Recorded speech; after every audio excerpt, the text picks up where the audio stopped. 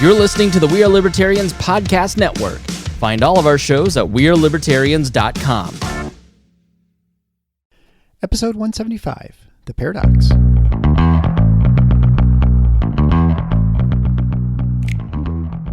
Welcome to The Paradox with your attending, Dr. Eric Larson. He is a practicing anesthesiologist and clinical assistant professor at Michigan State University College of Human Medicine. Listen in as he takes you behind the scenes of what practicing medicine in today's ever-changing world is like with another doctor. The Paradox is a fun and accidentally informative show for physicians, patients, or anyone who has ever found themselves in a waiting room.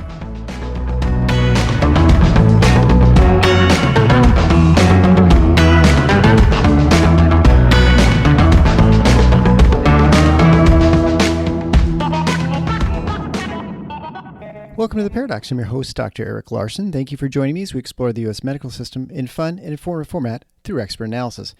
Today's expert is Jennifer Zeng. She returns after episode 65, where we talked about what was going on in Hong Kong. And I invited Ms. Zeng on again in order to get a better idea of what's going on in China when it comes to the lockdowns and their policies and the unrest that's going on. There are a lot of mixed reports, or, as obviously we know that very little comes out of China that's not controlled in some way by the Chinese Communist Party. And there seem to be protests going on all throughout the country. It's sometimes students. It mostly seems lockdown related due to COVID, because China, as far as I'm aware, is one of the few countries in the world, maybe the only country in the world, that is still pursuing a zero COVID policy, which we see at this point is hopeless, I guess you'd say, to put bluntly. But Jennifer Zeng comes as an expert in China. She's someone who spent a year in a concentration camp, basically in China, escaped, got to the United States, and has run a website and an organization called Inconvenient Truths. It's a great YouTube channel that she has, which I'd recommend you check out. It'll be in the links to the show at theparadox.com/175. You can get a better idea what's going on in China. And we just have a long discussion about what's going on, because, is this a large movement, a small movement? Is this something that is going to blossom into something more? Is this something that could bring down the Chinese government? There are, I think, lots of different possibilities. I mean, obviously, we don't have a crystal ball, so we can't know for sure. But certainly, there's something we should be paying attention to. And I think China is important in the whole COVID, discussion, in the sense that it was the one that developed the lockdown policy. Before, as far as I'm aware, it seems most pandemic sort of related materials and plans in most countries did not include locking down, shutting down economies, preventing people from normal travel to and from work or school, hospitals, etc. And so it was a very unique strategy, one that China has employed throughout. And now you see Chinese citizens who are watching the World Cup, for instance, and seeing millions of people, watching, gathering in Qatar. No masks, no restrictions, aside they can't drink beer. But, it is definitely a contrast to what they're living in their lives. And so, you can suppress information for only so long. I mean, I guess you're North Korea, but China is far more globalized and internationally has much more contact with the West than North Korea. And so its ability to lock out images and ideas of what's going on in the rest of the world is a lot more difficult. In fact, I'd probably say it's impossible. So anyway, we talk about that. There's also a strange mishap where Ms. Zeng just disappears on the feed. It's because she lost power in a storm back in New York while we're recording this. So she just kind of disappears and then she comes back. So that if you're interested in what's going on, that's what it is. So it kind of ends mid-answer, so I apologize for that. But, that's just the way it is. And finally, I'd like to note that, I'm not making a lot of these recordings now. I do have a second podcast called The Final Four Is Not on the Schedule. It's completely unrelated to medicine. It's Michigan State basketball. It's a really brutal recording schedule. I'm doing 4 or 5 shows per week oftentimes because we do a pre and post game. And so my ability to do this Paradox, although I love it, enjoy it, it's very limited. And so it's going to be a very erratic schedule. And so I hope you subscribe if you're not already.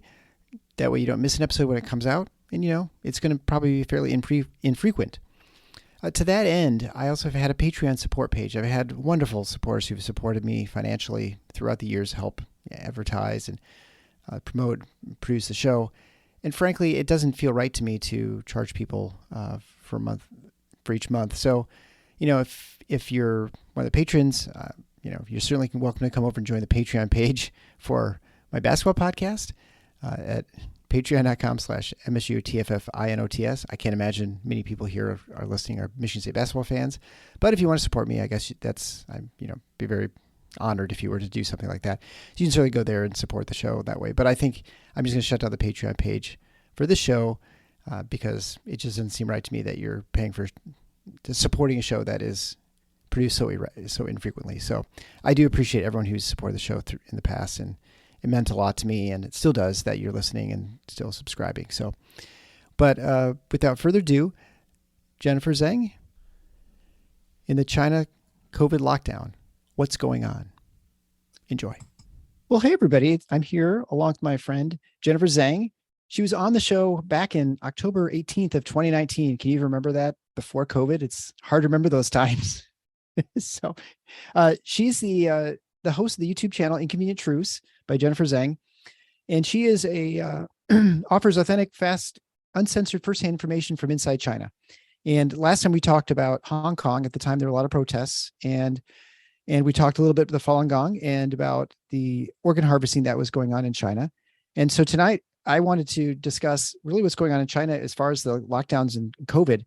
You know, when the COVID began in 2020, obviously it was first identified, I guess, in Wuhan in China, and with all the extraordinary measures that were going on with the Chinese government, the CCP, or the Chinese Communist Party, in Wuhan and elsewhere, where they were going to extraordinary measures to try and control this virus and its spread. And a lot of those measures were adopted, at least in part, by lots of the world, including the Western world, which is surprising with the lockdowns. And they've continued that same policy, a zero COVID policy, to try and stamp it out. And I think we've gone through the show plenty of times and to at least explain the fact that there's no stopping COVID. And so that sort of strategy is foolhardy, and it's one that will be ineffective. But I want to bring Ms. Zeng on because I really just want to get a better feeling for what's going on inside China, because I don't speak Mandarin. There are things posted, I have no idea what it really means or what it says or what's going on. And so I want a better idea of what's going on, because I know you have contacts with her. So thanks so much for joining the show. And can you just give us a little recap of what's happening right now in China? Right now in China, I think especially in the past weekend, which draws a lot of attention from the entire world, is a so-called China protest or China uprising or black paper or A4 revolution, which, people throughout China, I think one third of the provinces, or that's more than 50 cities and 100 universities participated in a nationwide protests against the CCP's COVID lockdown. And what's, I think, make this protest very unusual is initially they were only a protest against the lockdown, but soon the crowds started shouting, CCP step down, Xi Jinping step down, freedom. We want freedom. We don't want lockdown. And freedom of expression, rule of law, democracy. We want votes, not leaders. So soon their slogans or what their pursuit is targeting the CCP and its political system as well. So that's quite unusual and unprecedented. Of course, in terms of the scale of the protest, it's also unprecedented since the Tiananmen massacre in 1989. So that's why this round of, you can say, it's protest or movement has drawn so much attention in the entire world. Yeah. And I think, as an American, I was in high school in 1989 when Tiananmen Square happened. And I recall that. And I think, for most Americans, well, I'll just say that maybe that's not fair, but China was not really one that people were paying much attention to at that time. The Soviet Union was the main communist country people were worried about and was a rival. And China was really very much an afterthought at that point. I think it was not, from an economic standpoint, it was not as powerful as it is today. And so I think we didn't really appreciate, what was going on there. And really since then, outside of what's happened in Hong Kong from time to time, it seems like domestically in China, there's not been, there's been an acceptance of the CCP, or at least, there's not been any outward protests. And so this is, I guess I have have a tough time figuring out the scale of this. I mean, is this something that is going to get bigger? Is this a large movement? Do you have a feel for that at this point? It's hard to say. My overall you say observation or conclusion is because of the CCP's extremely severe you can say COVID lockdown in the past 3 years. They virtually at some stage lock everybody up in their own homes, and there were so many tragedies. Like I think what sparked this round of protests was a tragedy happened in Xinjiang, Urumqi. That's a capital city of Xinjiang, because people were locked down. They really locked your door from outside. You can't escape. So when there was a fire in a high-rise building, people can't escape. And because they've put out so many barriers on the road, so the driveway is blocked, not only by all those barriers, and also by some of cars which battery were already dead, because people had been in lockdown in the home for 3 months. So their batteries in the car already died. So they couldn't drive the cars away to move to give way to the fire truck. So that slows down the fire, fighting efforts. I think it drags on for hours until they could put out the fire, and at least 44 people were killed. And especially when before people were killed, they virtually saw the fire going on, but they couldn't escape. So they were screaming on the internet, some kind of online chat group. So people recorded the women's last desperate scream. Actually, I did a program yesterday and shared that terrible, terrible scream before she was burned to death. And there was a child of only 3 years old. So this kind of tragedy really, I think, caused a lot of sympathy, and people started to think of, wow, today it's them in Urumqi, but tomorrow it could be me. So virtually, I think people really felt enough is enough.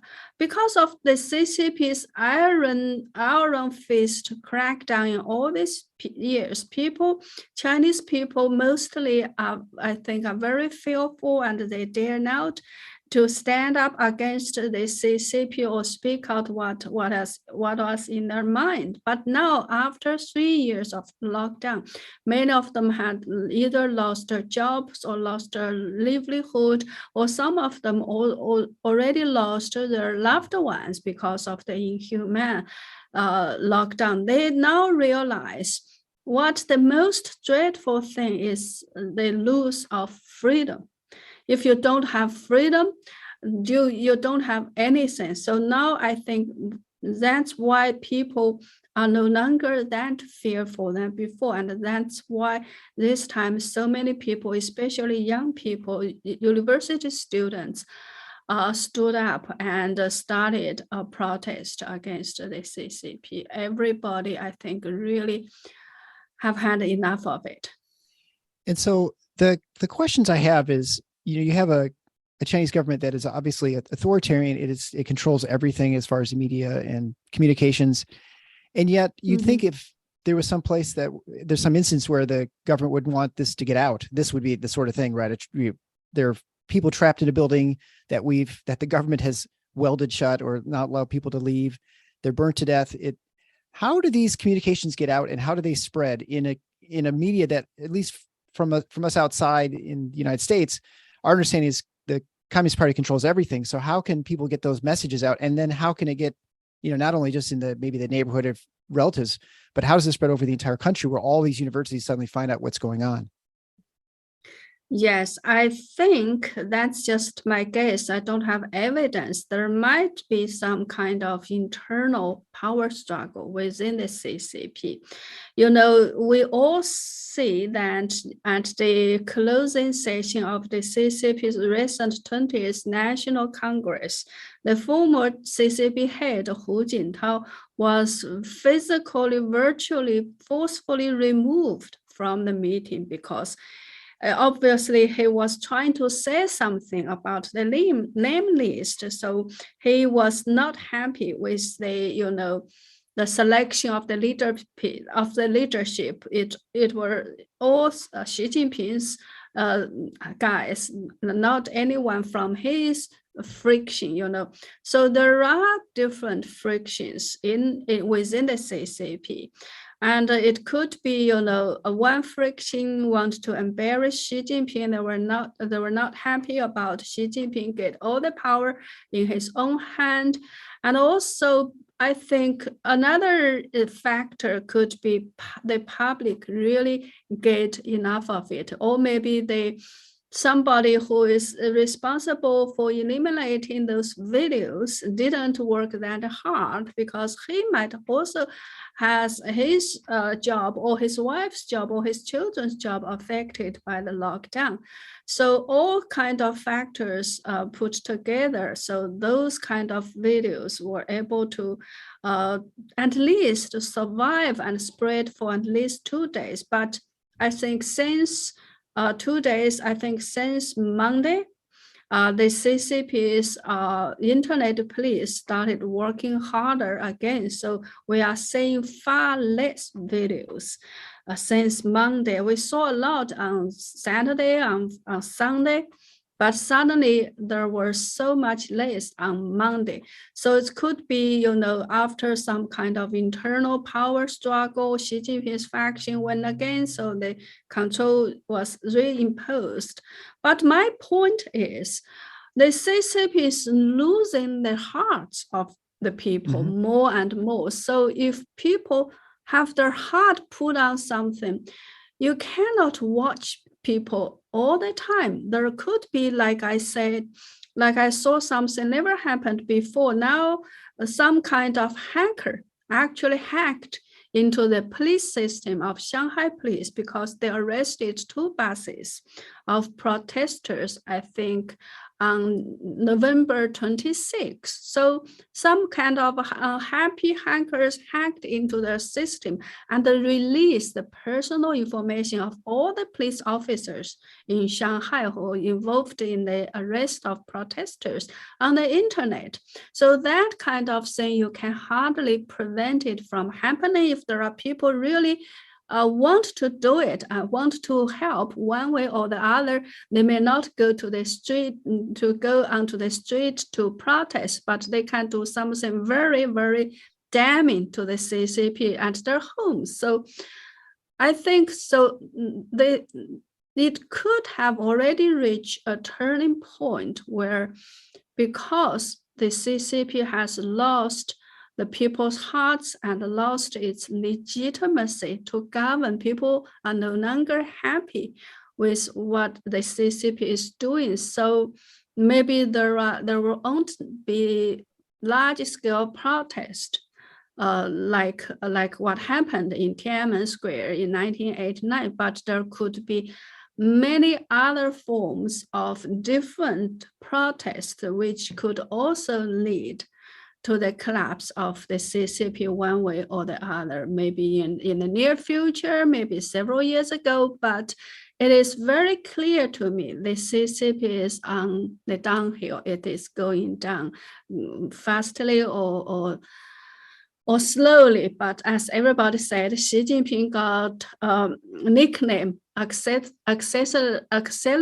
So he is accelerating the speed of the CCP's demise. Everybody agrees with that. So the history of people rising up against authoritarian governments is not a pretty one. I mean, usually they're brutally dealt with.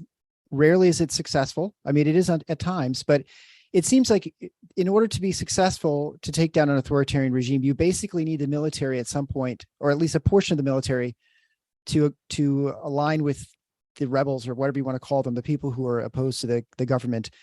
And that's what, for instance, that's what happened in the Soviet Union, right? When you saw that the military came, they rolled their tanks up to parliament, and then they decided that we're with the people who are opposed to the Communist Party, and we're done. And so they supported Boris Yeltsin, and that was the end of the Soviet Union, basically, right then. How do you? I guess we saw what happened in Hong Kong, and there was protests for quite a while. And I think you could look back and say, well, it didn't work. I mean, they were oppressed, and now Hong Kong is as much China as probably most places, I think. I mean,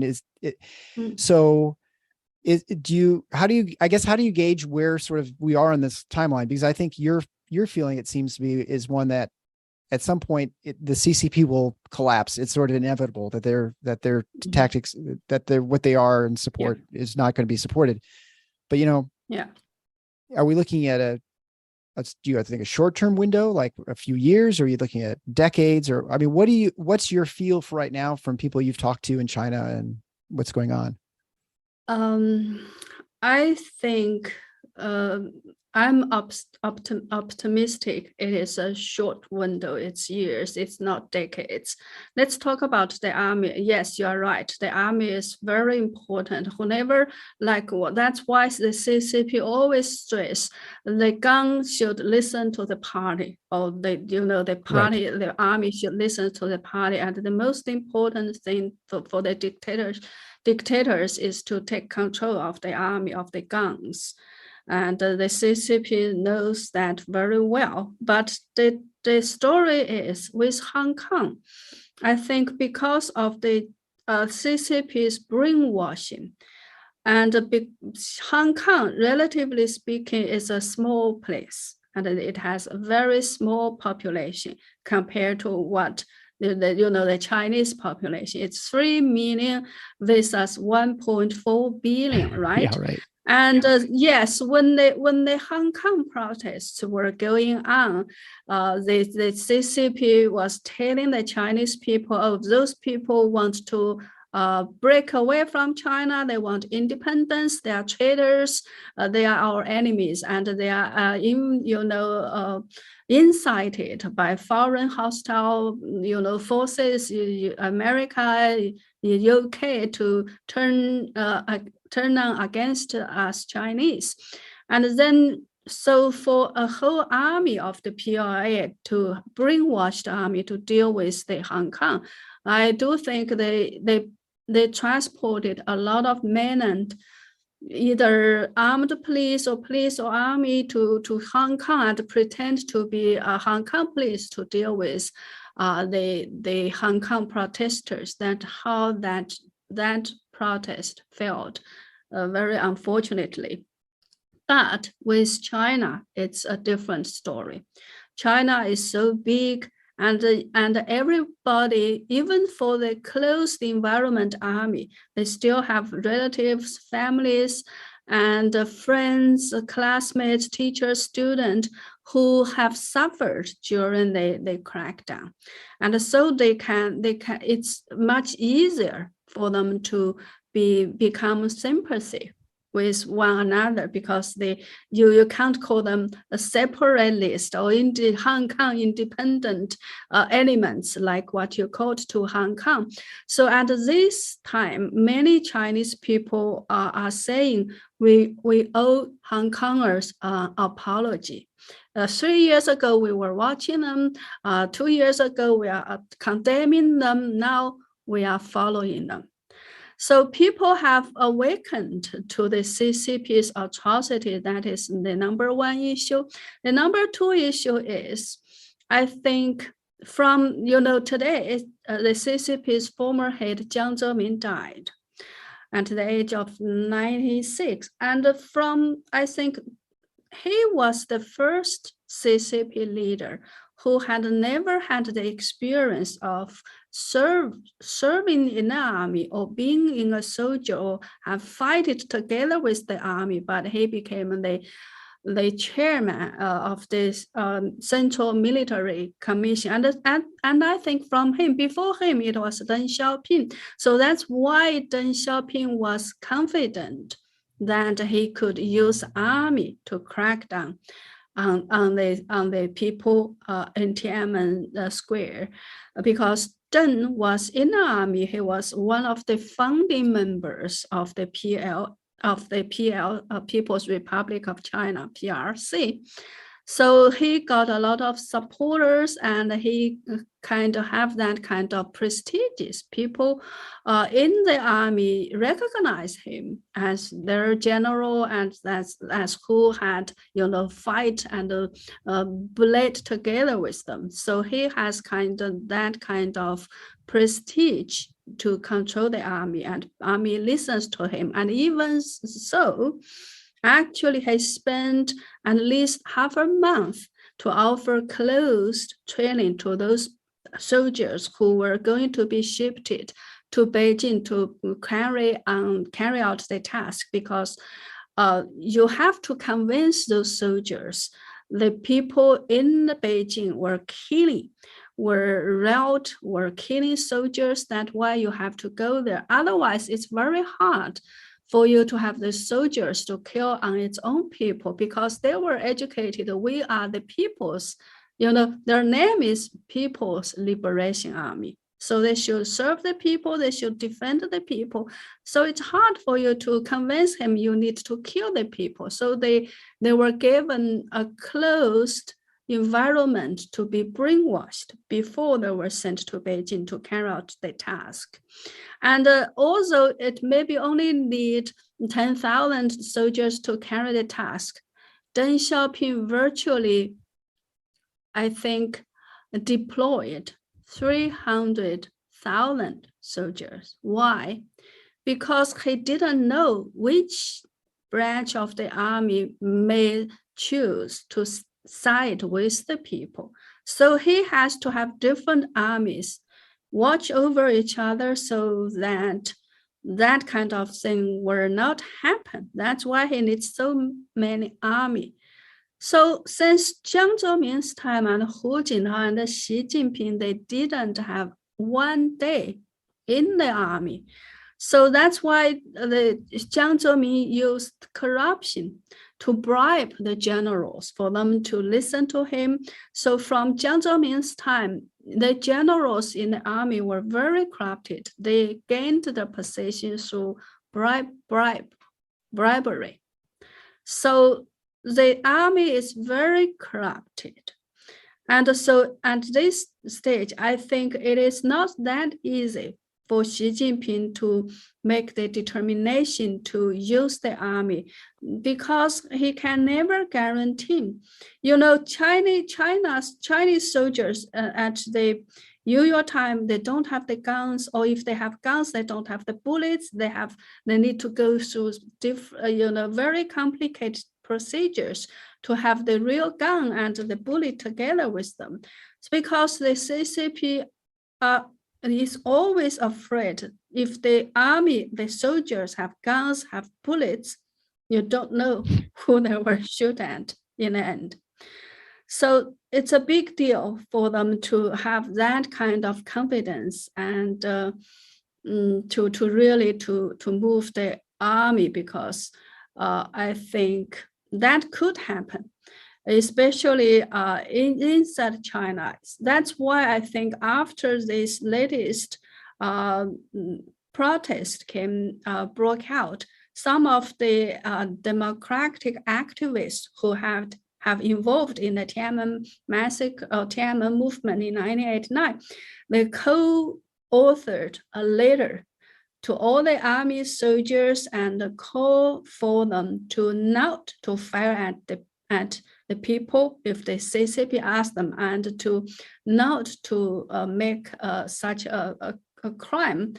So there is possibility that, yes, the army could side, or at least they could refuse to crack down on people. So it is very risky, I think, for Xi Jinping to try to really use the army to crack down. So I think the best strategy for the CCP right now is to ease up the control a little bit and let the people's enthusiasm die out. And then little by little, when people no longer gather, then when the movement is, get quieter, then they started to arrest whoever they think is a leader, and then they deal with the leaders. And next time, people might become more fearful. That's I think their best strategy. And it seems to me they are trying to ease up the lockdown a little bit, at least in today's press conference in Guangzhou city. They really announced that they will lift the lockdown, and the several officials at the press conference took off their mask. It's a very symbolic move. And I just tweeted about a leaked audio file of, I think he could be a teacher or a principal of Shifang High School in Sichuan province.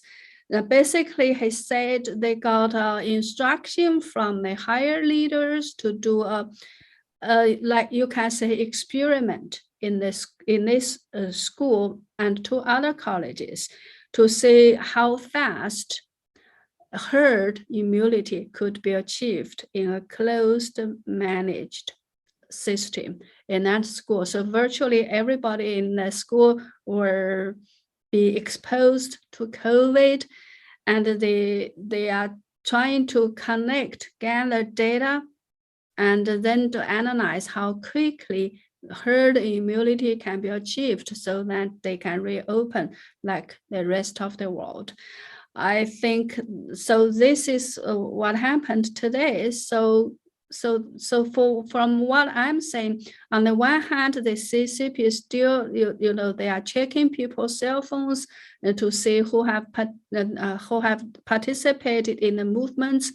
They are, arresting people. But on the other hand, I think they want to secretly, maybe quietly, relax a little bit to see, to make them more, I think, in a more difficult position, and then they will think of something else to deal with the protests.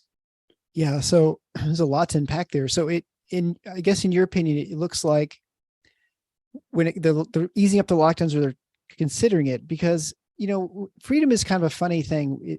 Freedom to someone is different to someone else, and so some people say, well, as long as I can go where I want and kind of take whatever job I want, the tax rate or whether I can say certain things, I'm not as concerned about that. Other people obviously feel differently.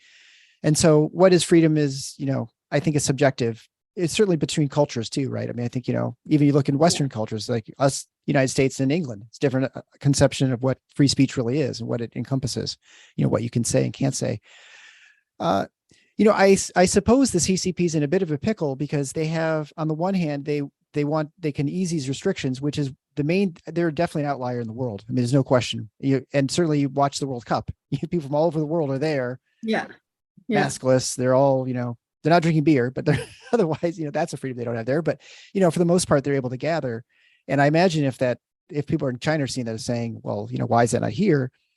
But then by relieving these restrictions, you've sort of caved, I suppose, in some ways to the protesters. And so then I'm sure the fear is, what are they going to ask for next? Or right now might be, the ability to take their masks off.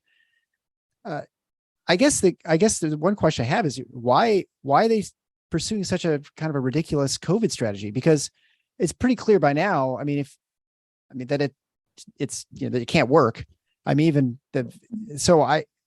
just say I refuse to admit that they're wrong, or that I guess I don't understand why they're still pursuing such an aggressive policy. Do you have a good feel for why they aren't just saying, okay, we'll just let it go?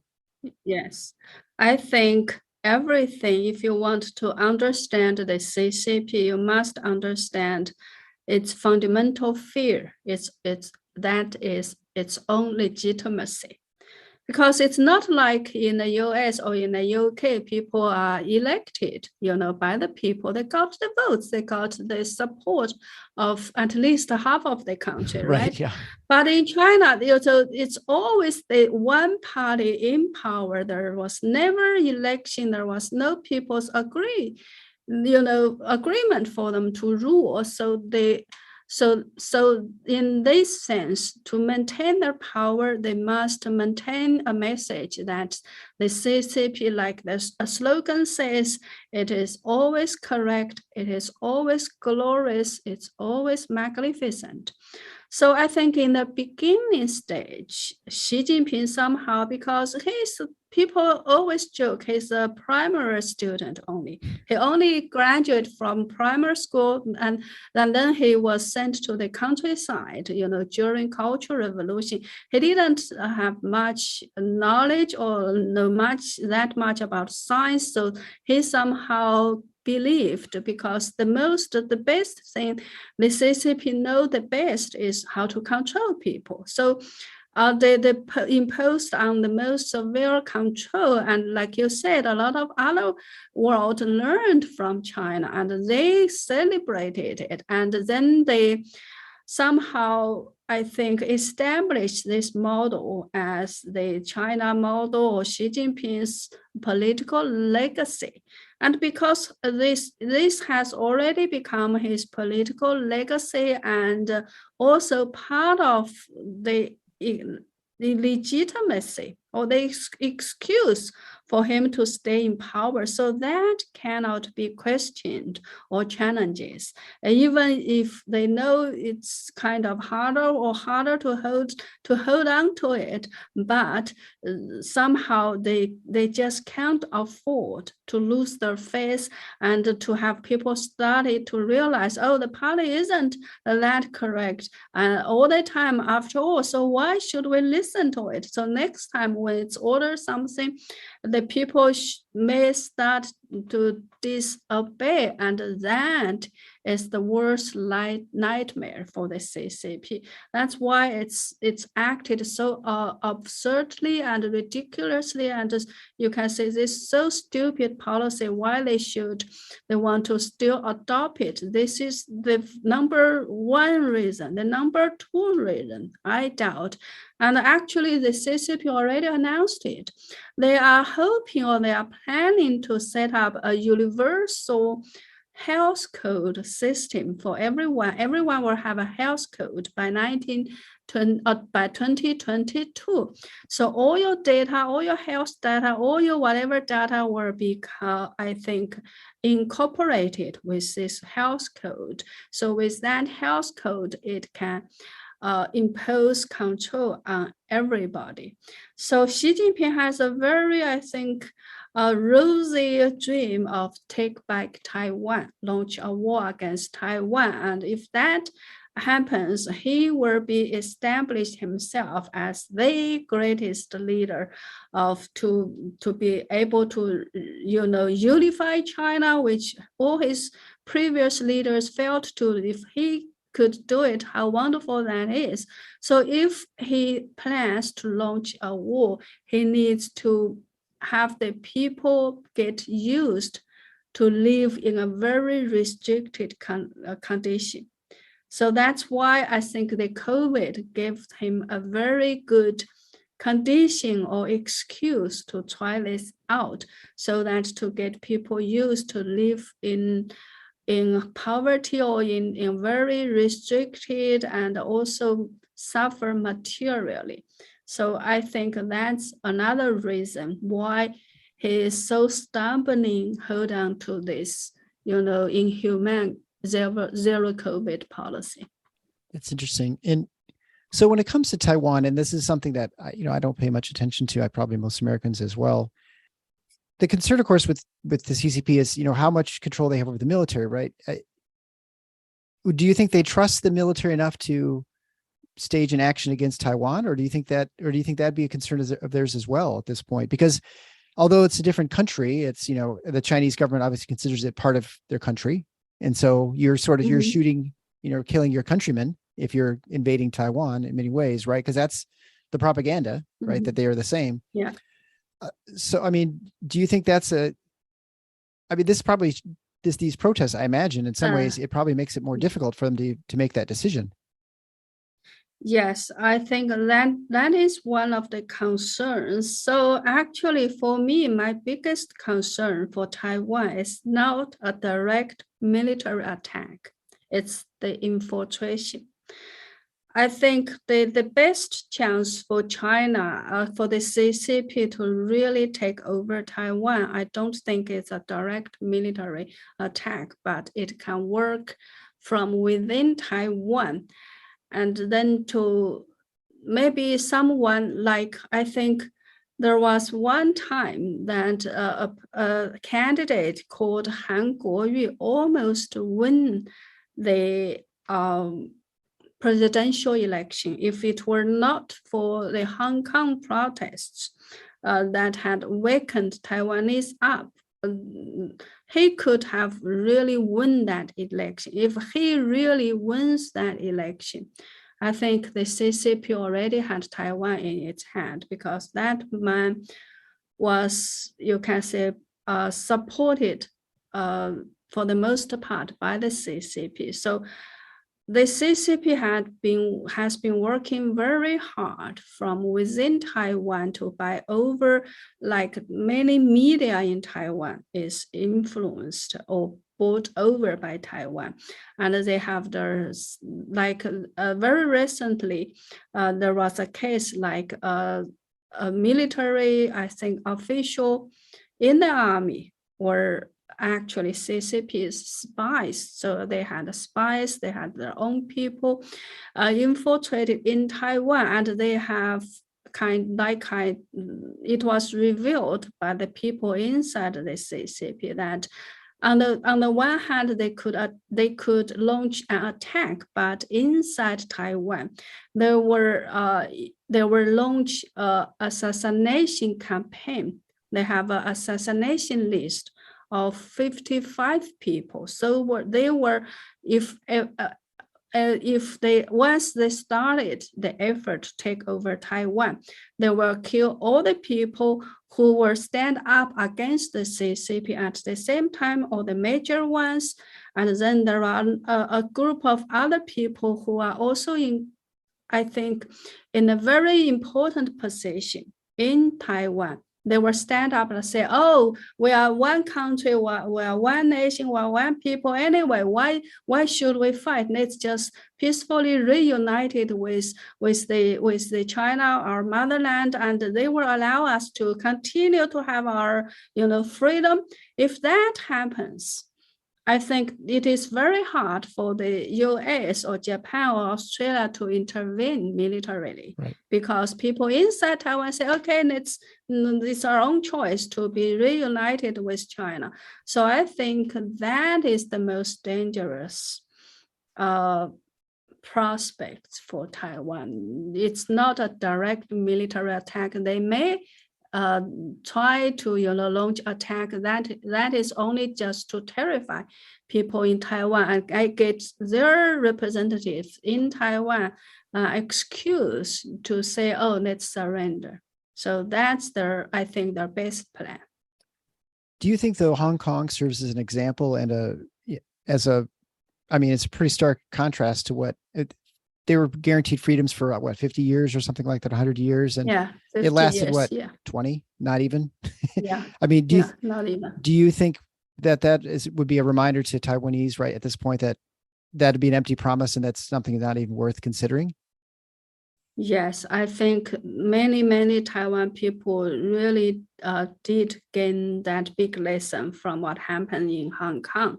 Initially, I think the so-called one country, two system wasn't designed for Hong Kong. They was designed for Taiwan, but they want to do a test run in Hong Kong. Maybe if Hong Kong, they did the test run successfully in Hong Kong, they will use the same model to take back Taiwan. That's the CCP's initial plan. But of course, they didn't realize after people have lived, under, a free system, or at least Hong Kong people have rule of law, they have free speech, they have freedom of, expression. So they didn't realize that kind of people is very hard to buy over with money, or to be corrupted, or to make them to believe that the CCP system is better. And so I think they didn't expect that Hong Kong people will fight so hard against a little, what initiated the protest is just an extradition law. They want to, to be able to get people in Hong Kong to go to China and to get the trial there. And then Hong Kong people know you can't ensure justice if once you are sent to China. So they all stand up and fight. They, I think, interrupted the CCP's plans. So they were, I think, but that also reveals the CCP's nature, that they, apart from, crackdown on people, they don't know negotiations, they don't know compromise. Even if they compromise a little bit on the surface, it's just a tactic. But at the end of the day, what they are best at is still to impose iron fist crackdown on people and control on people. And then, when I look at the situation right now, I guess you don't have a good feel for if the protests are as big as they were, or if they're still going on because of the control of the word getting out. Is that true?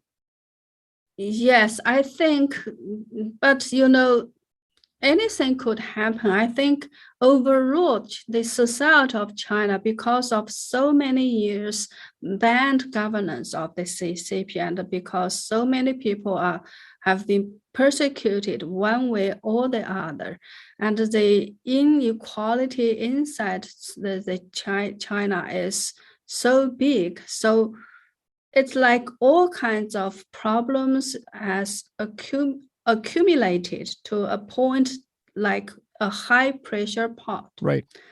So the pressure is adding up every single other day. So maybe the CCP will try to release a little bit. So we're back. We got cut off there. We can't verify, but it could have been the CCP cutting out our power. So we bring everything. They've infiltrated Zoom. Who knows? So I wanted to ask one more question, and it has to be about it's concerning the scale of the protests. One of the things you point out, I think, which is very interesting, is that fact that Hong Kong was easy contained. One, it's a very small province, it's a very small area, population wise, and they were sort of an other, right? They were not sort of mainland China, and so they were seen as different people than the people of China, and so the CCP could feel comfortable sending people there to control things. If you have a protest, which are, from the sounds of it, hundreds of campuses around the entire country, obviously it's hard to control, 100 places at once. And so then, which makes me come back to the beginning part of the discussion, where maybe the Chinese government feels like, well, they have to utilize the army more, because if the local police forces aren't enough, you have to use the army. And then that gets to your point. What do we trust the army in order to, kill 18 to 20-year-olds, or, to brutally sort of stop their, and you could do that more easily in Tiananmen because it was in one place in Beijing. Right now, if you have it potentially in every province. Yes. Does that pretty accurately sort of describe the situation and the sort of the conundrum that the CCP is in, that if this continues and it's a nationwide problem, that it's going to be very hard for them to control? Yes, I think so. Because like this time, that's why many, I think, activists are suggesting like Chinese people learn from Hong Kong people, do it like be water, like decentralized, and don't gather together, or or don't get yourself caught by the CCP, but you can create trouble for them. So many, if the people's heart are awakened, they are outnumbered, the CCP and even the CCP's armies, police, by many, many times.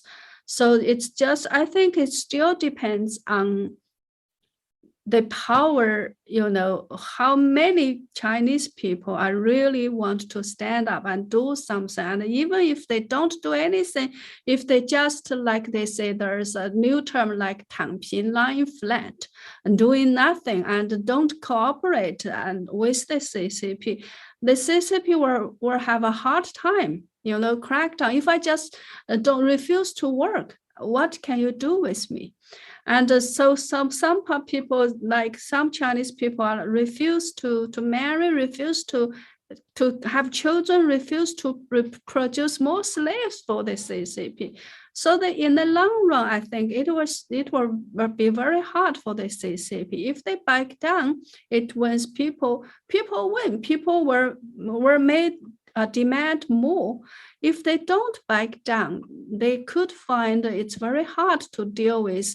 I think now people are getting very creative with their protests. Like they hold a piece of black paper. This thing never happened before. Now they are writing slogans in the public toilet, and they, that kind of thing. You can very. At one stage, I think after a long hero protest, staged a protest in a Sitong Bridge, in the bridge in Beijing, they somehow have people watch over that bridge 24 hours. But that kind of workload can't be last forever, and people can just stop going if you have people watching over the bridge. But after 10 days, when you are gone, I'm there again. So I think it all depends on how many people really felt they've had enough of CCP. They really want to get the CCP down, and if there are enough amount of people who really want to work against the CCP, it is very hard for CCP to deal with so many awakened people and their very creative actions. I guess, then to close, then you're suspecting within years that there's going to be notice. And it almost sounds like in some ways you wouldn't expect mass protests, except maybe at the very end. At this point, like this is sort of the thing that ignites things, and then people just sort of the conscientious objectors, or they just are not going along with the system in other ways. And then at some point there's just a breaking point, and everyone it just sort of changes. It probably non-violently, right? You wouldn't expect a large civil war to sort of play itself out in this situation. It'd probably be just everyone just decides it's over. Yeah, but it's very hard to say, because none of us have a crystal ball, but just judging from what is happening now, and the control of how hard to control the army, and I think at the end of the day, it all depends on people's heart. I think the best story for the people is more people are awakening, and the bad nightmare for the CCP is people are awakening and they are losing their time and their legitimacy. And if they no longer have people's support, and especially if people have overcome their fear, and then the CCP really can't do nothing. They can be finished in just one day, maybe. They govern on people's fear. If people's fear is no longer there, I don't think they have much ability to control people anymore. Right. And that's what you expect to see. That's why most of these movements start with young people, because they tend to not have as much fear. If they don't have a stable type, but they tend to and be more idealistic and have the energy to sort of do this sort of things. Well, Dr. Zeng, or Jennifer Zeng, thank you so much for being on the show. I really appreciate it. And I really encourage people to find out more about you, to check out your YouTube channel, Inconvenient Truths by Jennifer Zeng. Lots of good stuff on there. And and you've written books, and you're someone who's escaped the system, and you were brutally treated by China, and you escaped back in the turn of the century, pretty much, right? About 2001 or Yes, so. 2001, I that right? escaped the labor camp system in China. I was Yeah, in the so- camp for a year. So I wrote a book about what's happening there. Yeah. So you've seen it and lived it. And unfortunately, and thankfully, you're here to tell the story. And I always wonder too, you know, I watched like the Soviet Union, and it became Russia, obviously now. But still, a lot of that country has yet to come to grips and sort of doesn't want to accept what they were. And I wonder, you know, looking at China, there's a lot of things the Chinese government has done in the last, 50, 60 years that are really abhorrent. And the ones that I think, although Chinese citizens might want freedom, they may not want to know what their government was really doing, what they sort of were complicit in allowing to happen, even though they weren't, you know, you have some sort of, it's still sort of like your family, right? And so I would think that if you found out that they were doing forced organ harvesting, for instance, which we've talked about, and it's, I think, fairly well documented, those sorts of things are ones that are not ones that people want to look at and look in the mirror and see what they had allowed to happen. But I mean, I guess here's hoping that the Chinese people rise up and they decide that they've had enough of this and that they want some freedom. So I appreciate what you're doing, and I hope that you're successful in getting that message out to your people back in China. Thank you. Thank you for having me. Thanks for listening to The Paradox. If you like what the doc is doing, please subscribe and leave a review on iTunes or Stitcher. And share the show with your friends. Become a supporting listener to get access to special bonuses at patreon.com/The Paradox. Show notes can be found at theparadox.com.